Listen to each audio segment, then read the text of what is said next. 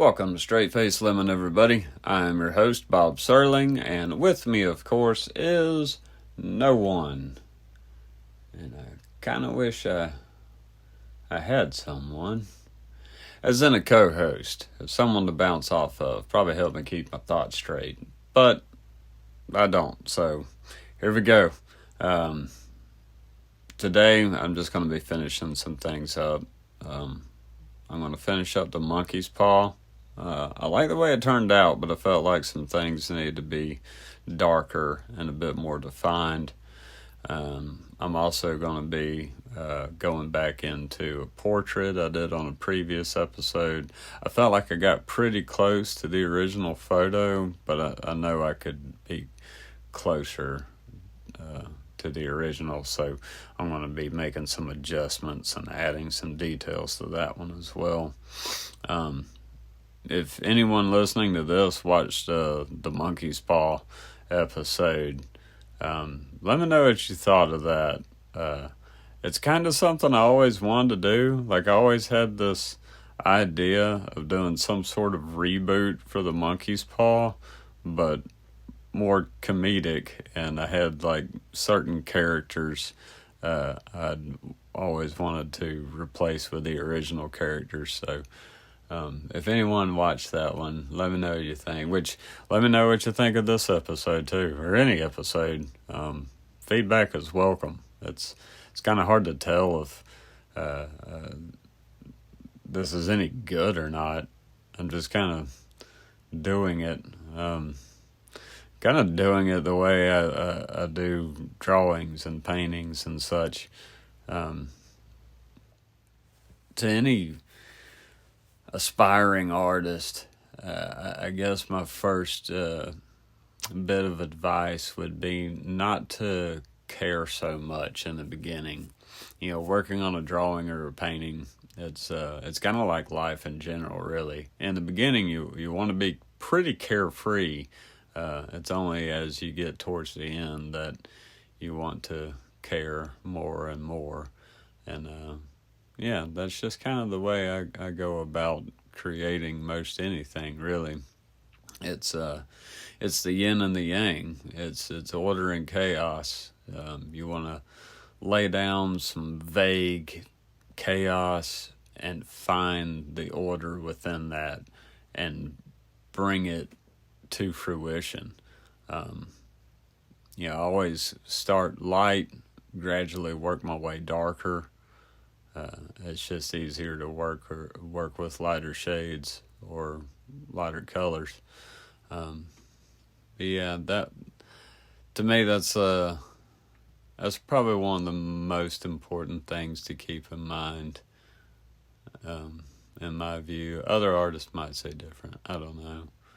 But yeah, I'm kind of treating this channel the same way. I tend to look at all these beginning episodes as like the rough draft. I'm just kind of creating chaos in a way. And hopefully, as time goes on, this channel will find some sense of order. They say if you start a YouTube channel, consistency is very important, and I am consistently random, so the odds are against this channel, but I don't know, I have fun making them, so I'm just going to keep doing it, and hopefully someone out there enjoys it, which I got 12 subscribers, I think, now. Which is awesome. That's honestly more than I expected. I had no expectations of being some great YouTuber right out of the gate, especially being that it's just me and an iPhone 14. So, yeah.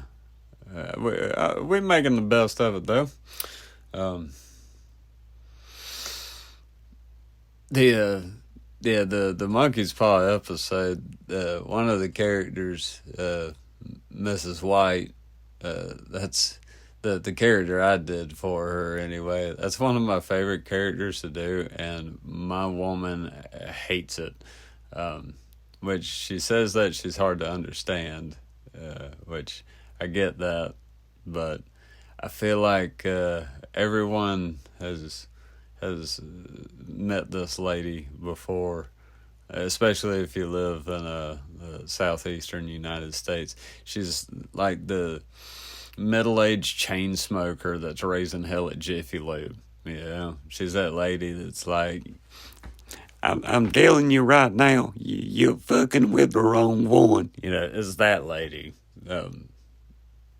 Let me know if any of you guys know what I'm talking about, anyone that's listening, because I feel like I've met copies of this lady, and she's always like talking big, but she more than likely lacks the lung capacity to really do anything. But it's just fun to do. That whole, you're fucking with the wrong one. I'm telling you, you're fucking with the wrong one. Yeah, my old lady hates that shit, but it's fun to do. I won't keep doing it because some of you guys might fucking hate it too. I don't know.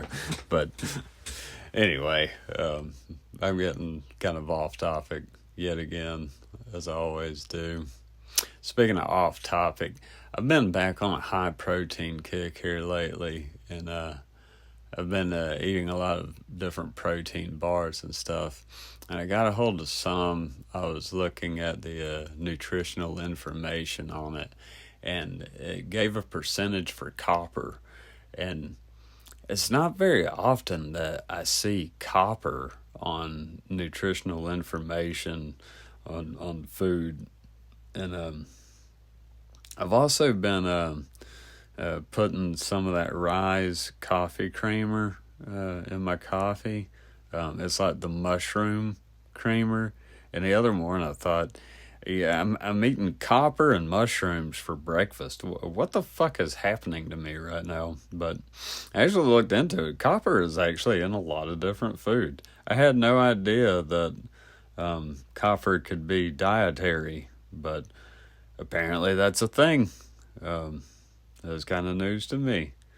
I knew about iron, but I didn't know that copper was something that we need a little bit of from time to time. Apparently, I think I read that asparagus has copper in it too, and it's like, I don't know, it's just odd to me. Anyway, back on topic. Art and creativity. Yeah, I was always that kid that I knew what I wanted to be whenever I grew up.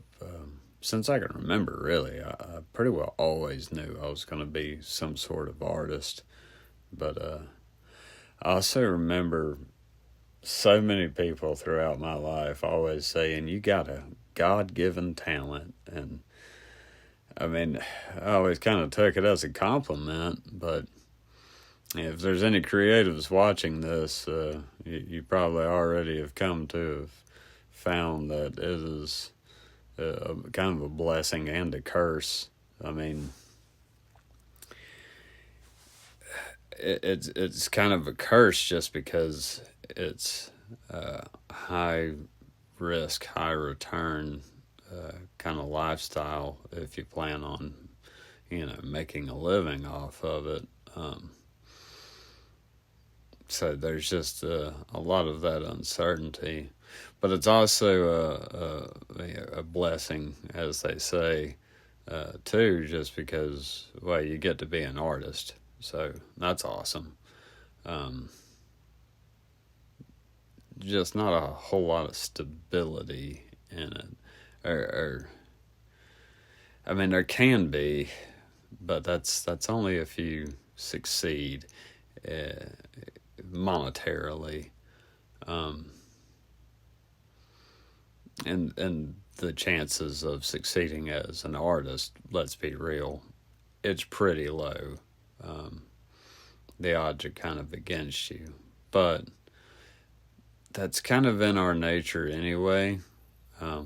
I feel that most any artist, any true blue creative, we tend to be risk takers. So those high stakes typically aren't really an issue for us. Not until everything becomes dire and desperate, and those are the times where you start questioning yourself.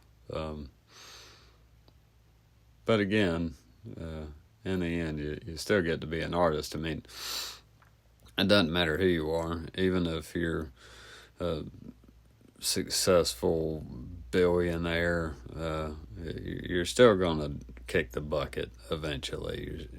And whenever we pass on, it's not like everyone talks about how much money we made. Yeah, they usually talk about kind things that you did, or funny things that you did, or hopefully something that you created. But no one ever talks about, like, I mean, I try not to get political, which I'm not really political any damn way, but say if Donald Trump passes away, well, I say if, I mean, it's eventually going to happen, but anyway, whenever it does, do you think people are going to be standing around just like, man, I can't believe he's gone, he made so much money for himself, like, I don't know. It's probably just the artist mentality, really. That's kind of another issue is, I mean, we live in civilization where you require money, so money is going to be on the priority list, but for most creatives, it doesn't seem to be number one. It's definitely not number one on my list. Money's like maybe number 3 on my priority list. So yeah, that probably plays a big proponent why you have the cliche starving artist. That cliche got started for a reason. But yeah, I'm not trying to discourage anybody from being an artist by any means. I say be whatever you want to be. As far as I know, you only get one chance to try, so why would you not? You know what I'm saying? Anyway, which, being on that topic, it was advised or at least suggested to me that I should do a paint portrait, or paint portrait, Jesus Christ, a pet portrait for that last episode. And I thought about it, and I do enjoy doing pet portraits. But I was advised to do the pet portrait just because there's a better market for pet portraits. There's more people that want pet portraits than most paintings or drawings. But man, I was really feeling this monkey's paw, and that's just the direction I went in. I was told that I'm very niche, and that's one big downfall in terms of making money off my art, which I still do make money off of my art, so apparently it's not that big of an issue. I'm still getting the bills paid, but I totally get why she said that. I mean, there's probably a lot more people that want a portrait of their cat or their dog versus a drawing of a mummified monkey's paw standing on a book. But, I just had to go with what I was feeling. And,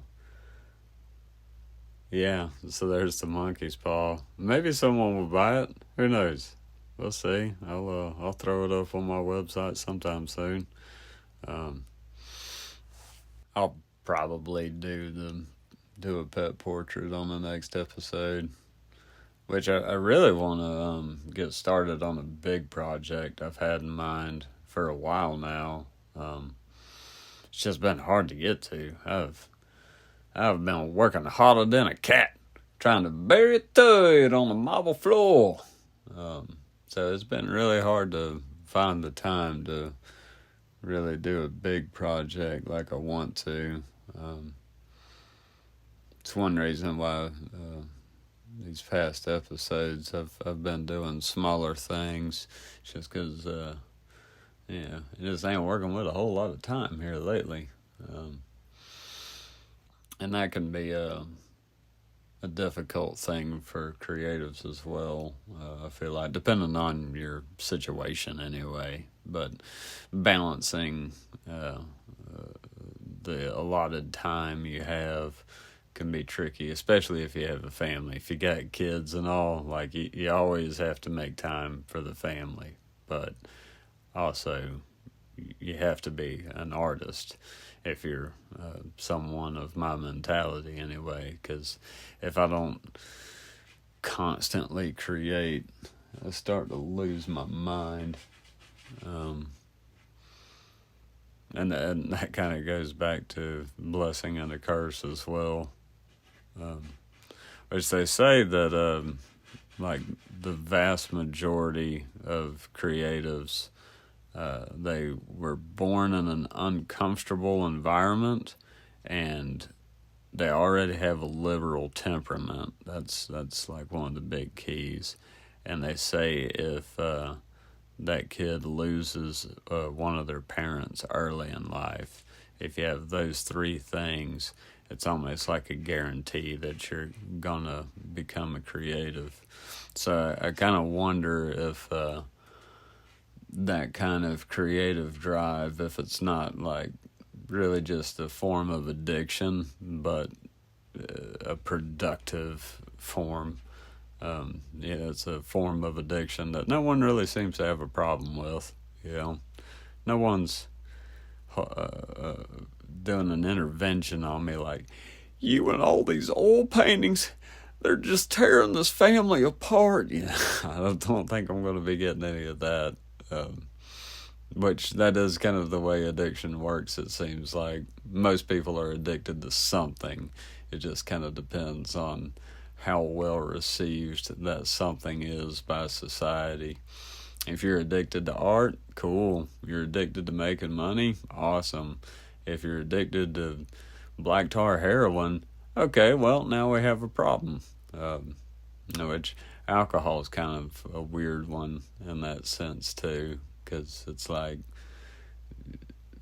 people are fine with other people drinking. Often drinking is encouraged until it turns into a daily thing, and then they have the intervention.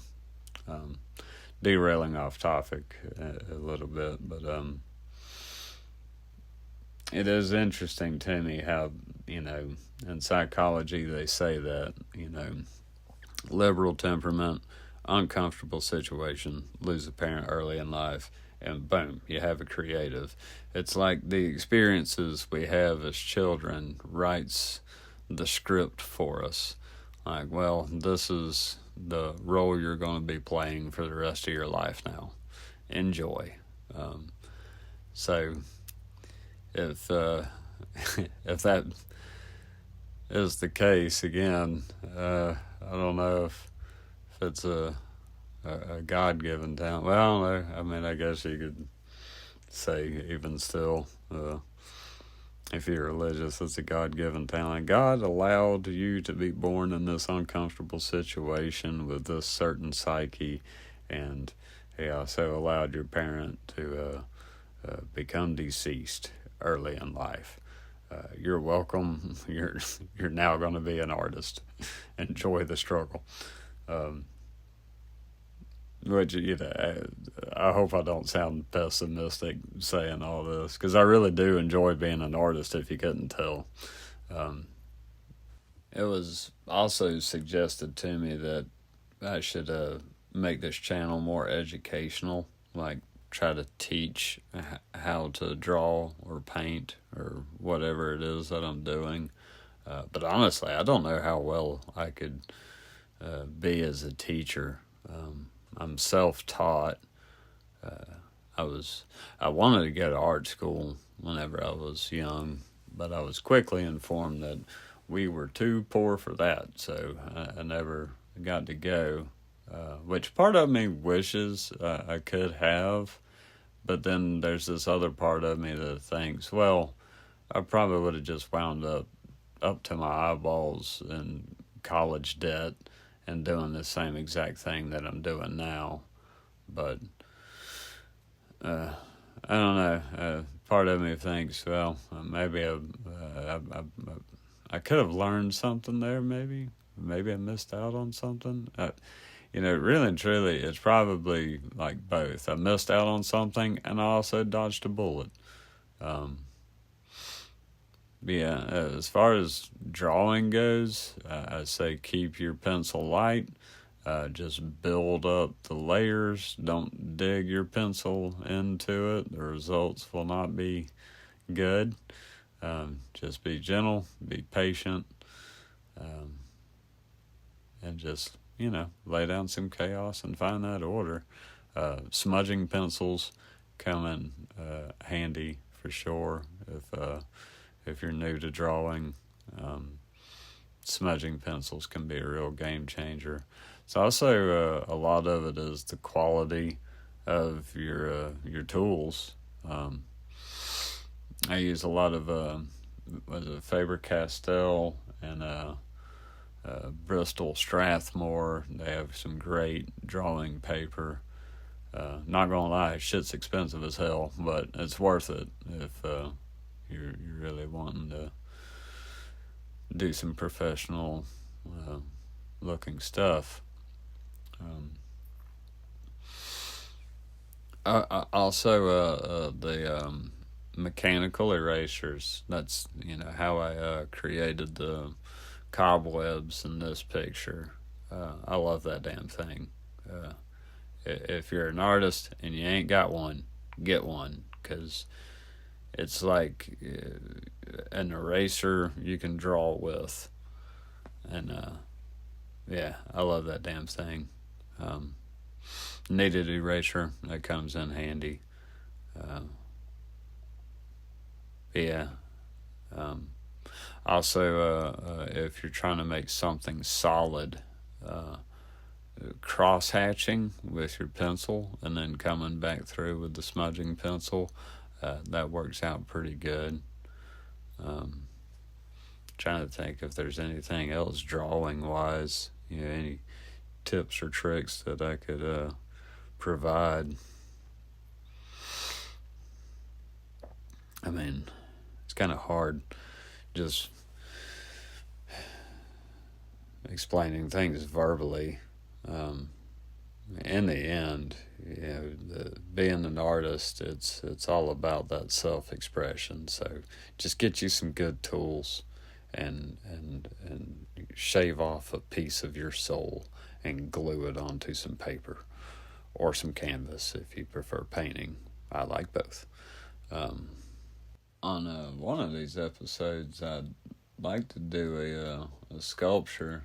I actually started it some time back, but I wound up just putting it on the back burner for whatever reason, and I need to get back to it. But I'm doing an homage to Vlad the Impaler, so I'm still pretty excited for it. It's just I get wrapped up with everything else in life, and well, I'll get to it eventually. I was thinking the other day, just because I've always kind of set out to be a well-rounded artist.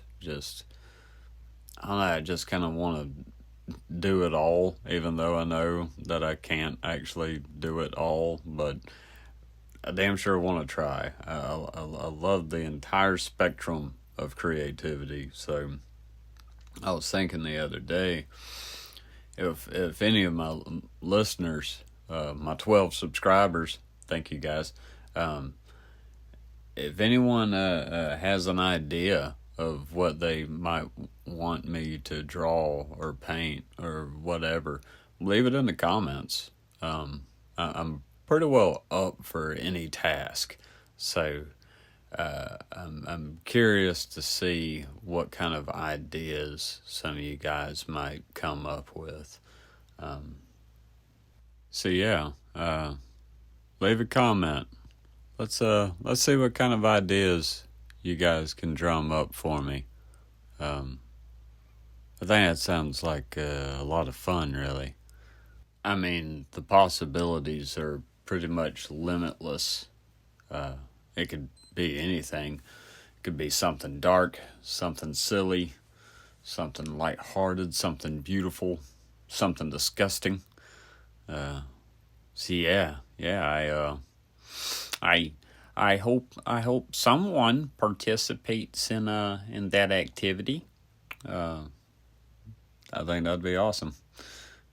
And for anyone that doesn't participate, you're fucking with the wrong one. All right, I'm telling you, you're fucking with the wrong one. Fair warning, you're fucking with the wrong one. But no, seriously, I hope you guys do come up with some ideas for me. Moving on. I tell you something else I've heard a lot of people say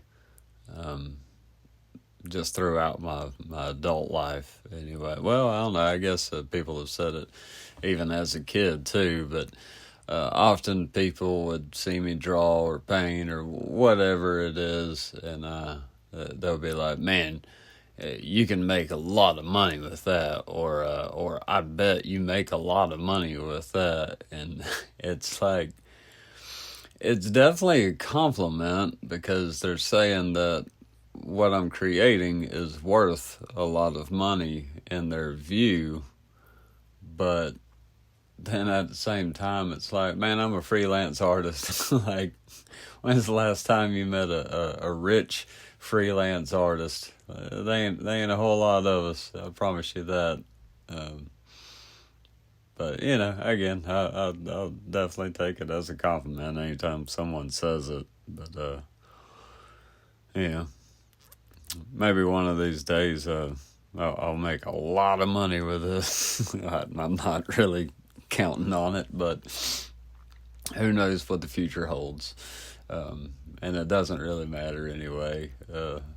The way I see it is I'm either going to die as a rich, successful artist, or I'm going to die as your average artist. But either way, we'll be going out as an artist. So it doesn't really matter.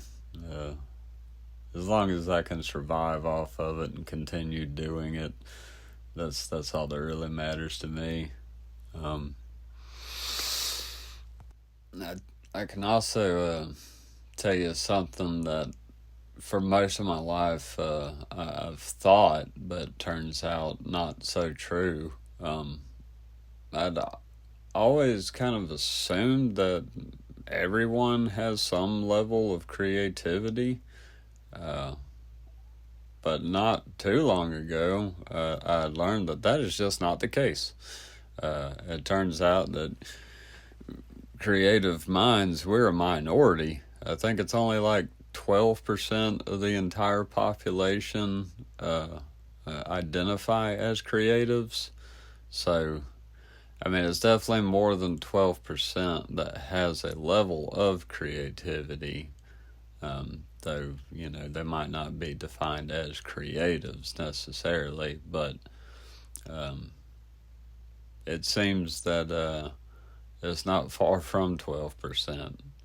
I've met a lot of people that have said that they have no imagination, which I've always met people that will say that, but there was always a part of me that didn't take them at 100% genuine. It felt more self-deprecating.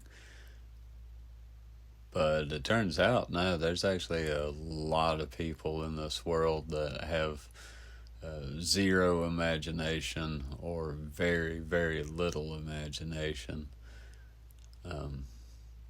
Which, learning that too, it kind of made me think, oh, Well, that's why I've felt so alone in this world.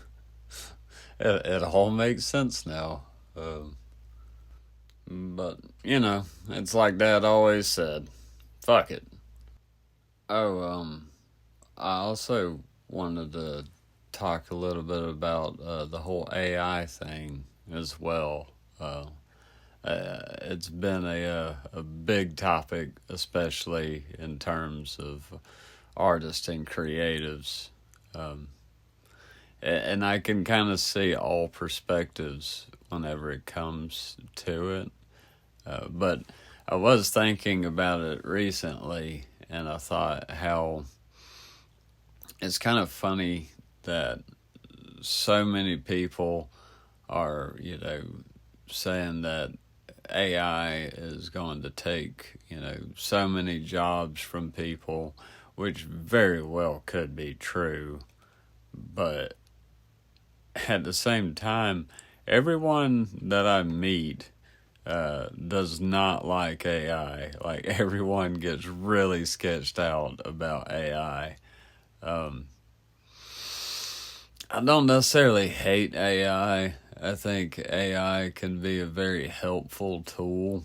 Um, as of right now, anyway, that's what it just kind of seems to be. People can kind of use AI to do whatever, but they always have to kind of step in to tweak it, it seems like.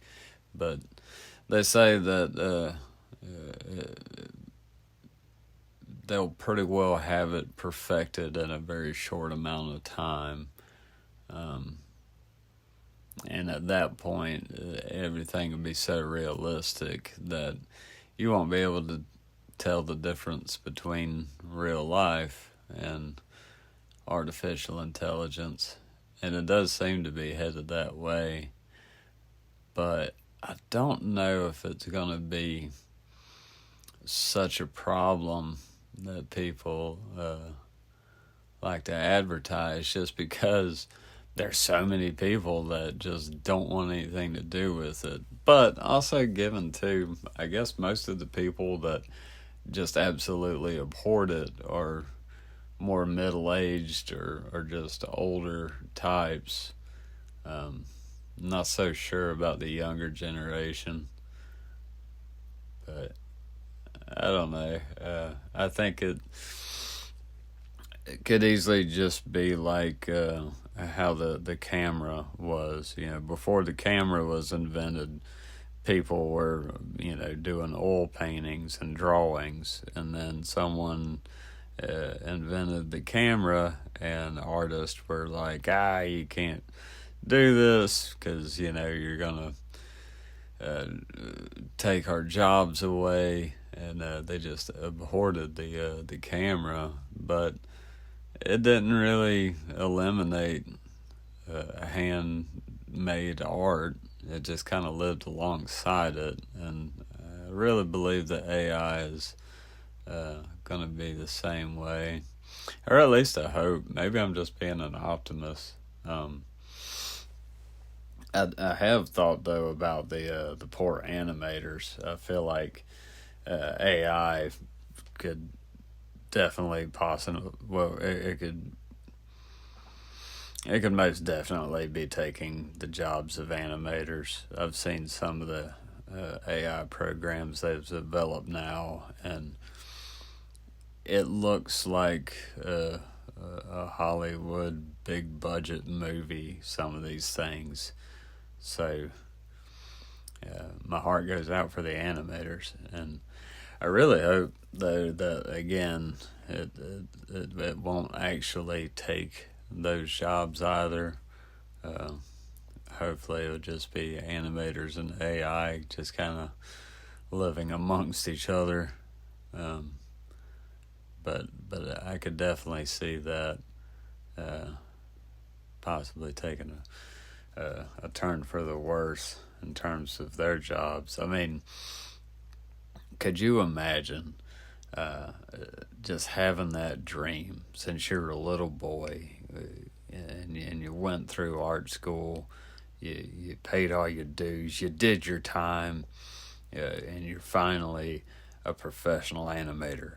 You're working for fucking Pixar or DreamWorks or some shit, and then all of a sudden AI just steps in, and then you're told that we don't need you anymore, and then there goes that dream, just poof, gone. I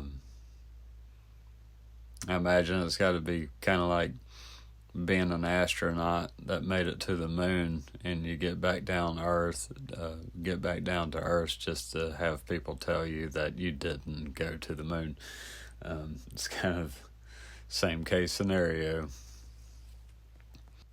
I do think, the painters, oil painters and whatnot. I think we're safe in terms of AI. Really, I know there was like kind of a debacle with an art contest some while back, or some time back. Someone submitted AI art and then won, but didn't tell anyone it was AI until it was all said and done. I'm not sure what came out of that. I'm not sure if he had to give the prize money back or what, but I think artwork like that will still hold a higher value over something created by AI. It's kind of like pinstriping vehicles. Now it's mostly done with an airbrush, but there's still a couple of guys left that will paint your car or truck by hand, like using a brush, and they're phenomenal at it, and they get paid so much more money to do that than someone with an airbrush does. So I think stuff like that, there can play a benefit. I mean, if you're one of the rare few that still do it a certain way, at the right time, you can find yourself becoming a commodity. And that can definitely work in your favor. Or it could be your absolute downfall, but, we're optimists around here. So yeah, slightly off topic in terms of creativity and whatnot, but talking about AI, there are some AI doctors now. I think there's like 3 of them, but one of them has been like 100% accurate in its diagnosis so far. That one I'm kind of all for, honestly. I've met a lot of doctors over the years, and I gotta say, the vast majority of them, I'm pretty sure, did not become doctors because they really wanted to help people. It seems that they really they want to become doctors because you can make a lot of money being a doctor, and with human doctors too, you have biases. Some doctors are racist. Some doctors are sexist. Some doctors have political bias. Some doctors will get kickbacks for prescribing certain medicines that they know aren't going to work, but they can get a kickback for it, so let's just do that because, I need some new golf clubs or what the hell ever. But with an AI doctor, you don't have that bias, you don't have that sense of greed or anything. You just have a machine with one prime directive: give the diagnosis. And apparently this thing gives you full stats, anything and everything you need to damn know about your body. This thing tells you, and if that AI does take the jobs from doctors, nurses should be safe because you still need people to administer shots and wrap the old blood pressure thingy around your arm and whatnot. So nurses should be good to go. I'm sure doctors will give a lot of pushback on it, but in the end, if it's more accurate than a doctor and it can't be swayed for whatever reason, I'm kind of all for that one. Um, but yeah, we'll get back to creativity talk. What kind of artist are you guys into? Uh, or are you into any other artist, or did you just happen upon this channel and was like, nah, I'll watch this guy do this and talk nonsense? My three top artists that I've kind of looked up to is H.R. Geiger. He was like the first artist that I really latched onto, and Alex Gray, and also Beksinski. Those three I really think a lot of. Which, if you want to go less modern and farther back, Michelangelo. He I really not only loved his work, but his story as well is very fascinating, and kind of sad also. But he definitely knew the struggles of being an artist as well. Like, I'd read that the vast majority of his diet while he was painting the Sistine Chapel was a steady diet of stale bread and onions, which sounds terrible. Um, he also painted that ceiling standing up on scaffolding the entire time. He never laid down to do it. He just stood up. I could only imagine the bursitis in that dude's poor shoulders. But yeah, Michelangelo was. I think I really like his story too, just because Michelangelo was really known as a sculptor, not a painter, but he was convinced to do the Sistine Chapel anyway. But that was like his reason for originally refusing. Is he said that he's a sculptor, he's not really a painter, but they convinced him to do it anyway. And so it's just funny to me because whenever he agreed to it, he decided to do it. What's the style of painting? Is it? Damn it! I'm gonna get a case of cerebral flatulence on the style of painting now. Was it fresco? Is it fresco painting? Hang on, I gotta look this shit up.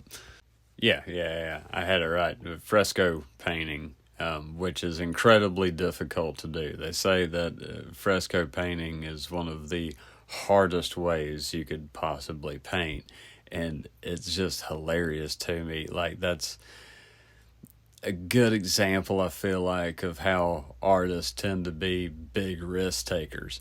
This guy is like, nah, I don't want to do it. I'm not really much of a painter. I'm more of a sculptor. And they're like, would you please do it anyway? And he goes, yeah, I guess I will. But I'm going to do it the hardest damn way possible. I'm going to do fresco painting on the damn scaffolding, standing up the entire time eating stale bread and onions. Which, given, I'm pretty sure the stale bread and onions wasn't exactly by choice. I'm pretty sure he was just so impoverished that that's all he could really afford. But, man, what a life. Yeah. They say, too, that artists and creative types were more prone to dementia and Alzheimer's as well. They say the reason why is because we tend to live in unstable, uncertain ways, so we tend to endure just years upon years of anxiety and stress, and after a while, apparently, it just takes a toll on you, and your brain will start to decay and deteriorate. I'm pretty confident about myself, though. I don't really stress and worry very often at all. only times I really stress and worry are those times where it's truly been dire and desperate for me. Shit, hell, that was like most of my youth. Well, shit, guys, I might be in trouble. Hopefully that doesn't happen. In my adult life, though, I've done pretty good, I feel like. I tend to just kind of roll with the punches. I know problems are going to come, so I just try to be prepared for whenever they do. And whatever happens, happens. My adult life, I'm pretty stress free for the most part. There have been plenty of cases though where artists the cheese slid off the cracker. Yeah, it's like Van Gogh or Van Gogh, however you want to say it. Like by the end of his life, he was really losing it. Like cut his own ear off and mailed it to his favorite prostitute. Wild shit. But Alex Grey, he seems the other way around. He seems crazier in his youth than he does as an adult. I think like one of his art projects whenever he was young was he had like really long hair, but he shaved half of his head, and then he put his hair in a bag, dumps the bag out, and there's like, I might be getting this wrong, but I want to say there was like a brain, or maybe it was a fake brain, and his hair, and then he ate it. If I'm remembering that correctly. It's something similar to it, though. I might be slightly off, but I know that's pretty much it. But now you look at Alex Grey's work, and it's just this incredibly elevated spiritual just beauty. I don't think he's eating hairy brains anymore. And he's maintained the ponytail for some years. I doubt he's or at least I don't think he's gotten a haircut. Not like that anyway. Not that I'm like passing judgment on young Alex Grey. I feel I was much the same way. I was much crazier in my youth than I feel that I am now. Most of the time, I feel pretty damn sane, to be honest. Plenty of people that I know say different, but, we all have our opinions, I suppose. I was thinking the other day, for the most part, I'm a pretty confident guy, but fairly often in my head, I'll just be calling myself a stupid asshole. I guess that's in psychology what they call the shadow, I guess. But yeah, I was doing some work for someone a while back, not that long ago, like I think like last week. But I'm hearing these people talk amongst each other while I'm working, and one of them is, well, almost all of them are just belligerently shit-faced drunk, and there's this younger cat. He's probably in his early 20s. He was pretty much just like getting bullied by his drunk father, and then his dad starts just like touting racist shit and just being incredibly obnoxious, and just everything he said I just didn't agree with, I guess you could say. But as he's saying all this racist shit and being his annoying drunk self, I had this thought of, oh wait, whatever that voice is, it's dead ass wrong. I'm definitely not a stupid asshole. I'm witnessing an actual stupid asshole right now, and in comparison, I think I'm doing pretty damn good. So as uncomfortable as that situation was, kind of made me feel better about myself. I'm not an annoying drunk. I'm not racist. I don't bully my children. Yeah, fuck. I feel like I deserve an A plus for life after meeting that guy. So I guess for anyone listening, if you ever find yourself calling yourself a stupid asshole or anything similar to that, just remember, somewhere out there is a belligerently drunk father that is bullying his child and is going on racist tangents.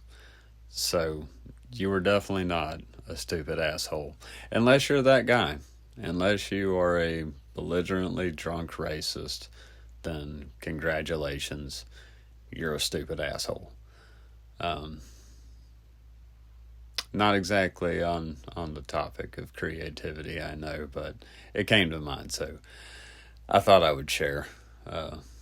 Which I guess it's not entirely off topic. I think that's another one of the struggles as an artist. I think a lot of us will get like imposter syndrome from time to time. I know off and on throughout my life, I feel like I'm delusional at times. How, it's like, how crazy am I to think that I could survive off of art and creativity for the rest of my life? Which, saying it out loud now, it's kind of like, well, that's what I've been doing, so I guess it's really not that crazy to think that I could do it, being that I've already done it and I'm still doing it, and chances are I'm going to continue to doing it.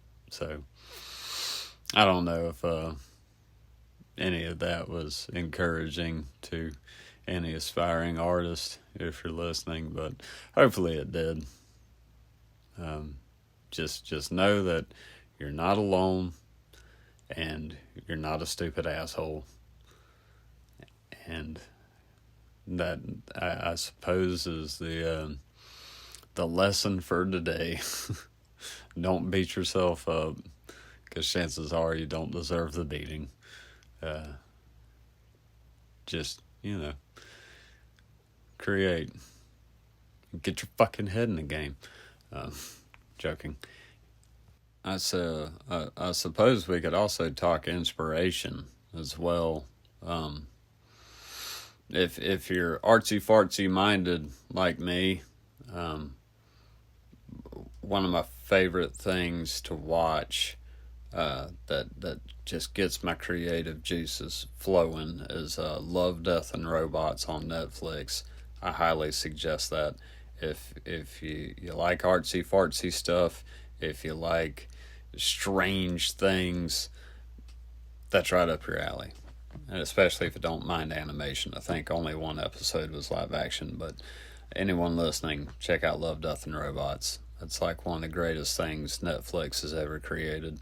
They could keep creating that show for the rest of time, and I would be perfectly fine with it. Also, music. I pull a lot of inspiration from music. Kind of depends on what I'm working on. Different music will put you in different moods. But I'd say the majority of what I listen to whenever I'm working on something is Tool, the Smashing Pumpkins, Volbeat, and Aphex Twin and Max Cooper as well. They'll put you in just an absolute trance, or at least they put me in an absolute trance. I can easily slip into my flow state with that kind of music playing. Volbeat just it'll get me energetic and it puts me in a good mood. Um, Tool Tool is just Tool is Tool. It's they'll put you in a trance like state with a lot of their songs as well. And as far as the Smashing Pumpkins goes, like, I don't know if you can get any more artsy fartsy in terms of a band. Um, oh, and the Toadies as well. I've been on a big Toadies kick here lately, but man, what a awesome band. Um, a lot of their songs, they do one of my favorite things that musicians will do. It's like if you just listen to the music and the chorus line of a lot of their songs, it sounds like, just another love song. But if you really pay attention to the lyrics, there's usually something much darker than what lies on the surface. So if you guys get a chance, check out Toadies. Their song Tyler and Pressed Against the Sky are two of my favorites. But I guess I'm going to wrap it up here. If you like what you heard, you like what you saw, leave a comment, like, subscribe, push all the buttons, do all the things, and I will talk to you guys next time.